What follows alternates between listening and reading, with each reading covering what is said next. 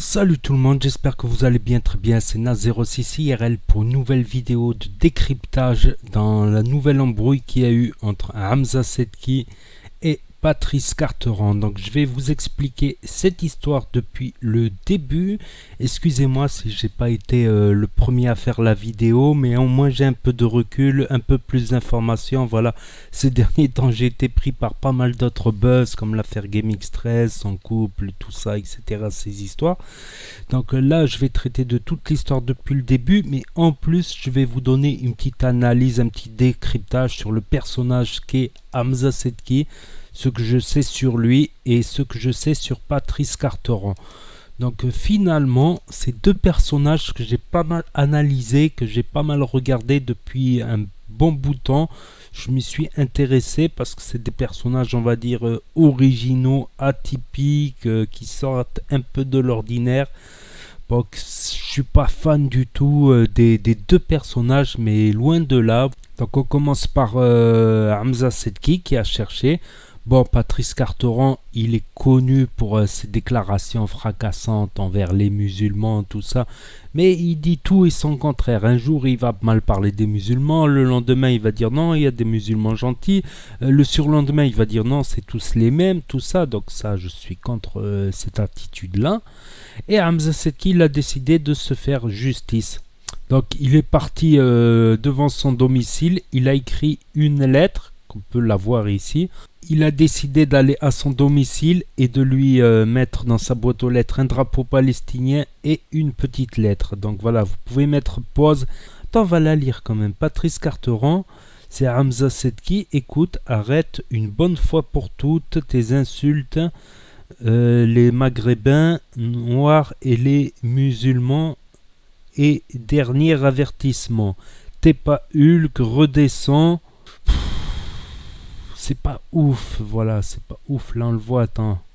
Donc là, il arrive devant son domicile dans le 9-1. Voilà, il habite pas loin des Tarterets, justement, à Corbeil-Essonnes. Voilà, il arrive devant sa boîte aux lettres, il poste la lettre et il va mettre le drapeau palestinien sur la boîte aux lettres. Et après, un truc qui m'a fait marrer, c'est que il a marché vite après. C'est vrai que Carteron, c'est un sacré morceau.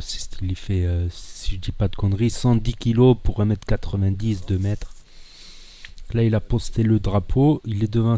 C'est même pas chez lui, il me semble. C'est une maison où il est gardien, on va dire. Il me semble que c'est ça. Et après, regardez.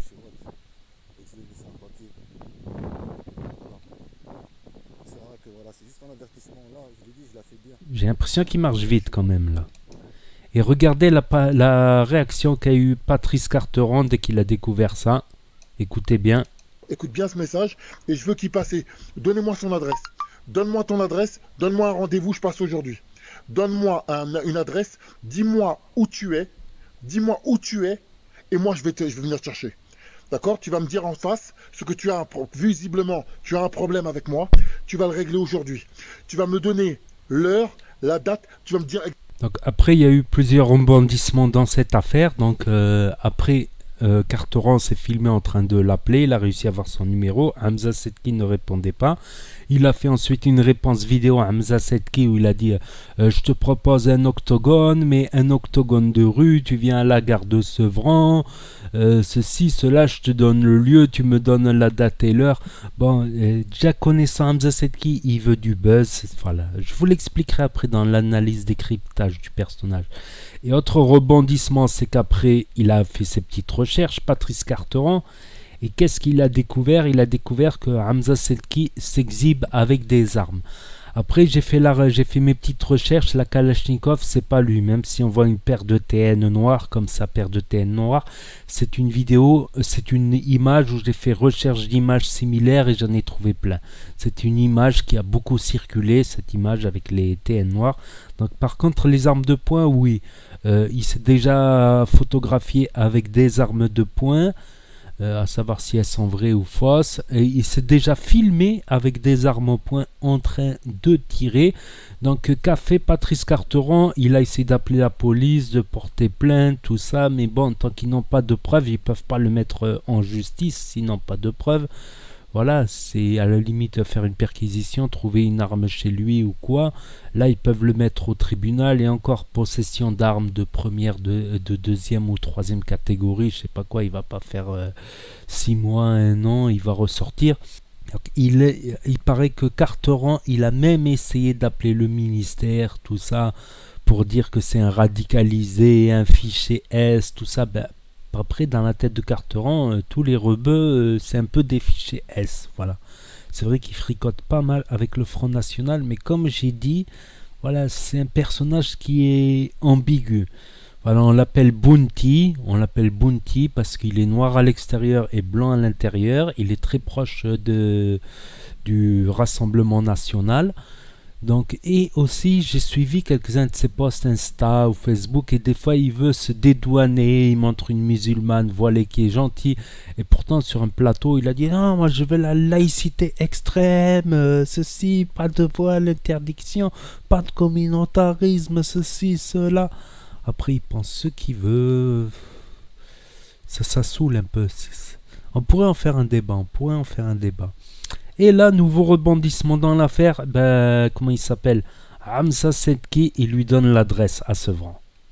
Tu viens ici. Wallah, tu viens ici chez moi. Ouais. D'accord? Maintenant, c'est quoi? Ça sert à rien de parler pour rien. C'est quoi maintenant? T'as mon adresse? Tu viens. Parce que je connais les gens comme toi, des gros chiens qui aboient.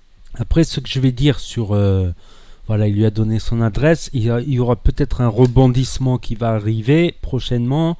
Soit Patrice Carteron, il y va, soit il va flipper parce qu'il a vu des armes. Effectivement, Hamza Sedki s'est déjà filmé avec des armes. Après, a-t-il des armes chez lui? La police, il pourrait les trouver. Après, a-t-il des armes qu'il a planquées dans une cave qu'il a sous-louée au Black? Ça va être dur de retrouver. Je sais pas. Ou même à main nue. Après, à main nue, oui, l'autre, c'est un boxeur d'exhibition, on va dire, qui choisit ses combats. Et l'autre, il est grand de taille quand même, Hamza Sedki. Je crois qu'il est pas loin des 1m90. Il est autour des 1m90.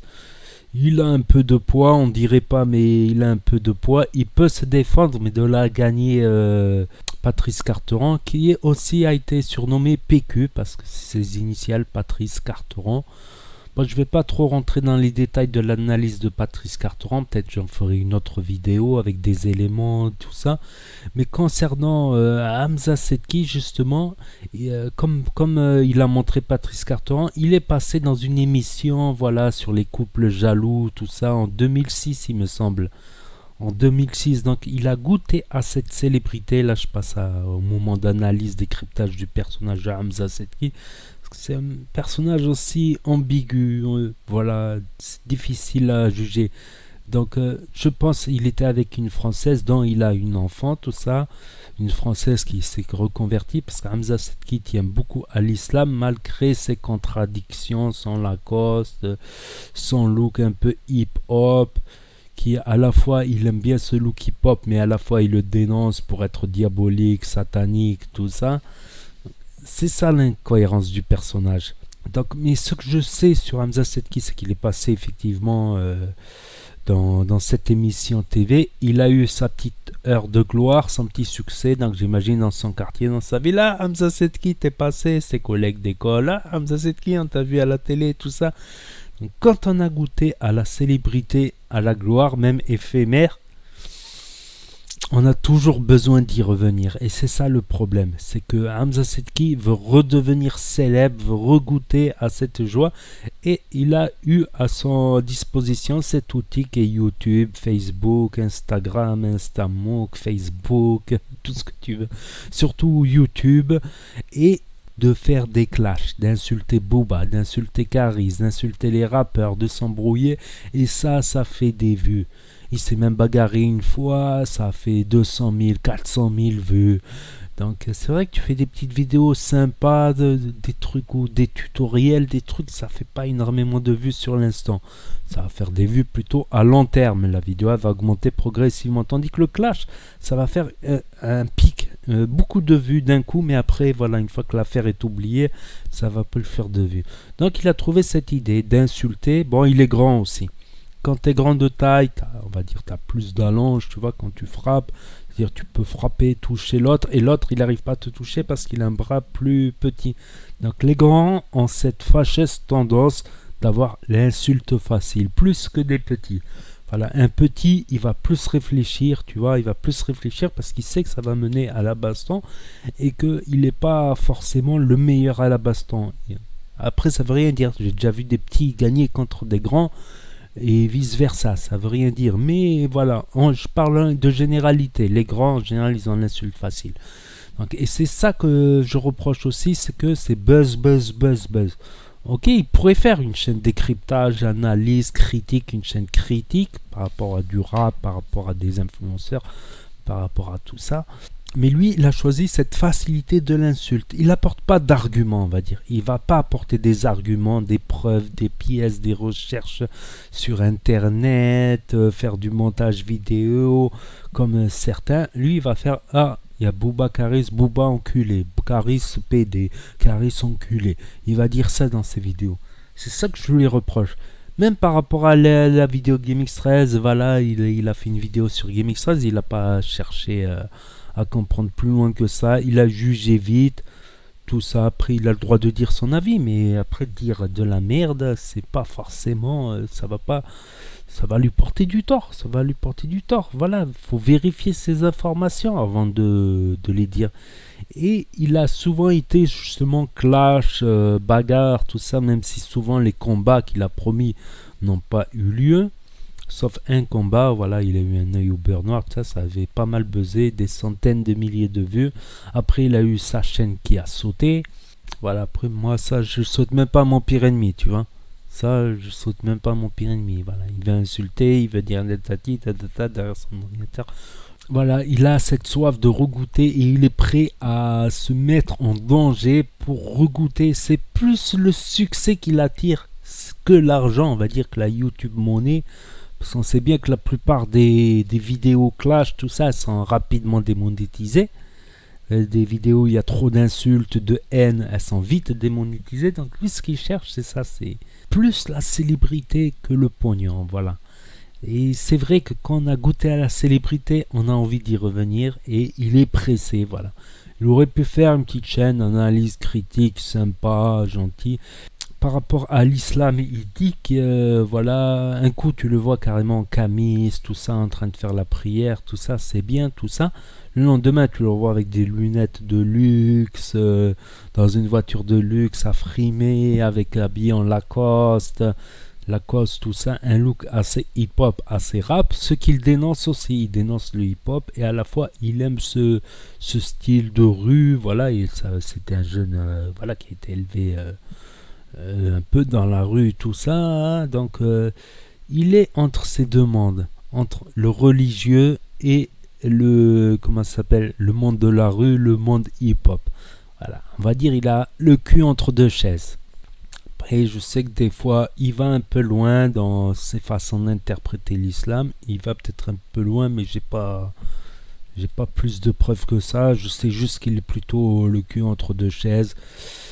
Des fois, des gens comme ça, faut leur tendre la main. Des fois, pas leur tendre la main forcément. Si tu l'aimes pas, tu vas pas lui tendre la main.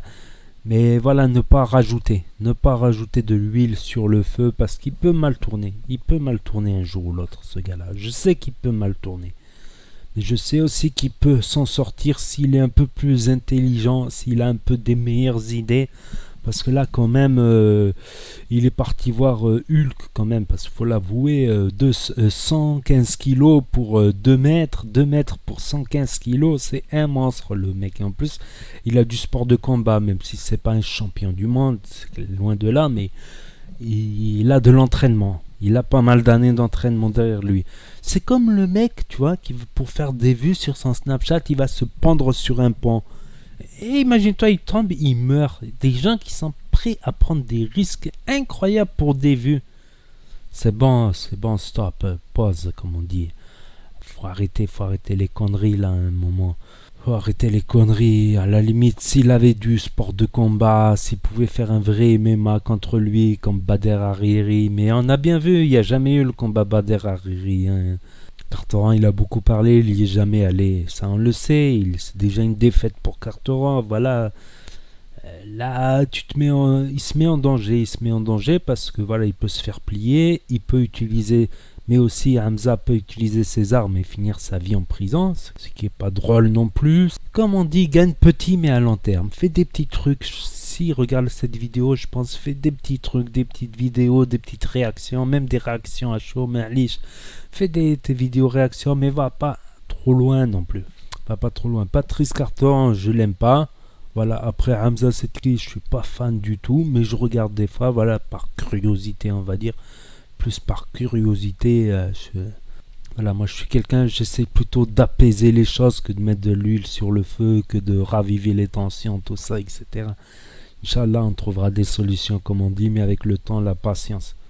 Allez, voilà ce que j'avais à dire sur cette affaire et mon analyse décryptage total. C'est des gens que j'ai suivis. Voilà, les deux, je les ai suivis par curiosité. Donc, je sais pas mal de choses sur eux. Peut-être je ferai des vidéos plus détaillées dans l'avenir.